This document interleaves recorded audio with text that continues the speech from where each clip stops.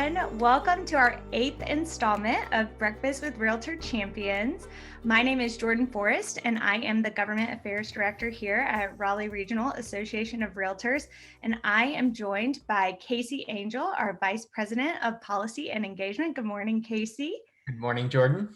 And our, past president of RAR, past president of NCR, Advocacy King, SPC extraordinaire, Asa Fleming, who is going to be leading off and moderating our Breakfast with Realtor Champions this morning. Thank you for joining us, Asa. Thank you. Glad to be here, Jordan. Thanks. Before I hand everything over to Asa, Representative Gill, I just want to thank you so much. You are a Realtor champion. We are so excited that you're able to join us and that we are able to support your campaign and promote you to our members. Thank you for taking the time for joining us this morning and for being a great partner with us. On behalf of our almost 10,000 Raleigh Regional Realtors, we want to say thank you for joining us. Thank you for having me this morning. It is a joy to work with constituents and groups and organizations who are promoting the welfare or the well-being of our citizens of North Carolina. When you have organizations that can help you understand the problem and help with solutions, then it makes our job much easier. Thank you. And that's a great explanation of how we view our partnership, providing information, providing answers to questions, and helping our electeds understand the real estate industry and the issues that we're facing. And I think without further ado, I'll hand it over to Asa. Well, thank you, Jordan. And again, thank you, Representative Gill, for taking the time to talk with us here today and talk about your plans for office. Our association is grateful to have you, as a partner. Before we get started, for those of you that are joining us live this morning, the staff is going to be monitoring the Q&A section for any questions that you all have for Representative Gill. And so feel free to utilize that feature throughout our meeting today. So Representative Gill, you ready? Let's go ahead and get started. For our viewers today, can you tell us a little bit about yourself, your background, and how you came to serve in the North Carolina General Assembly? Okay, let me see if I can give you a quick history. I am Representative Rosa Gill, and I am representing District 33, that is part of Southeast Raleigh and all of Garner. I've been in the General Assembly 12 years. Almost. And before going to the General Assembly, I was a Wake County School Board member for 10 years. Then I worked in state government for about a period of 8 years. And then I was a classroom teacher before that. Girls tennis coach, track coach, and all of that stuff, good stuff, and the student council advisor. So I was very active with students and really wanted students to get involved in making decisions that will govern their lives as they grow older. So my interest in politics began when I was in college at Shaw University. My civics teacher wanted to run for county commissioner because we had not had a Black county commissioner for Wake County. So she decided, well, even before then, when we were doing the civil rights movement and SNCC was organized on our campus, that sort of sparked my interest a little bit in politics and how we can make a difference. But then when I was in her class, she started talking about you can't make decisions if you're not at the table, and you can't engage folks if you're not in a position to make decisions. So you have to put yourself in a position to make decisions so that you can help improve the lives of individuals. So that in a nutshell is how I got started. But I never thought that as a young person, even as a college graduate, that I would be in politics. That was not my goal. Okay, well, thank you for sharing that with us. I remember you from the school board. I don't know if you remember, that's how I actually met you, I think, through the school Yeah. board. You helped out a kid that I had a problem with. So yeah, thank you. So what are some of your top priorities heading into 2021? Well, my first priority is Medicaid expansion. And I think that is something we've got to pull off this year.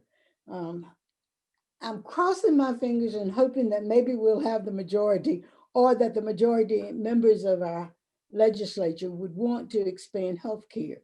Because I think with this pandemic and all of the problems that it has brought with us, I guess, challenges that it has brought to us, we're going to have to make sure that we have a healthy uh, group, a healthy bunch of individuals. And in order to do that, we've got to provide a access to affordable health care. So that would be number one priority.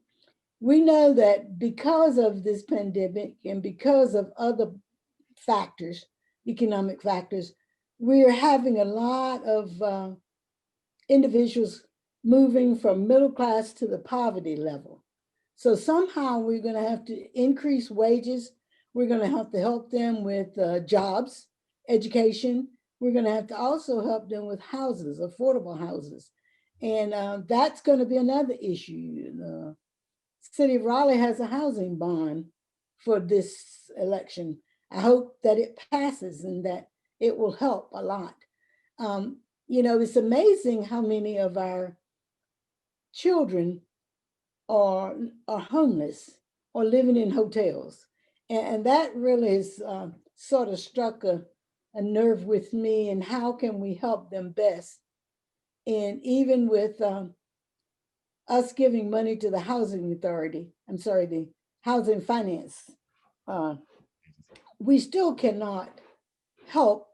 We're not helping as much as we should. So another thing is, how can we help the municipalities and the counties with their housing issues?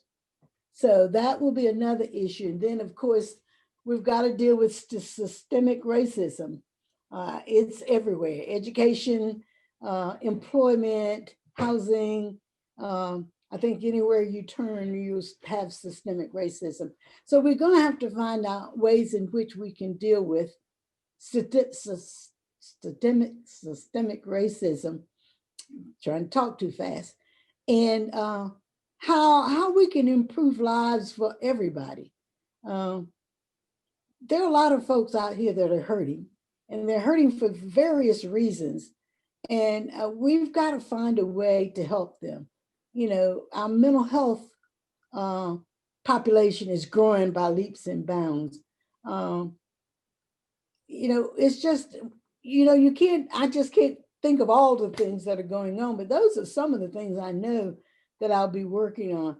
And of course, we've got to do this education, because we're going to, this pandemic and our kids being out of school has furthered the divide.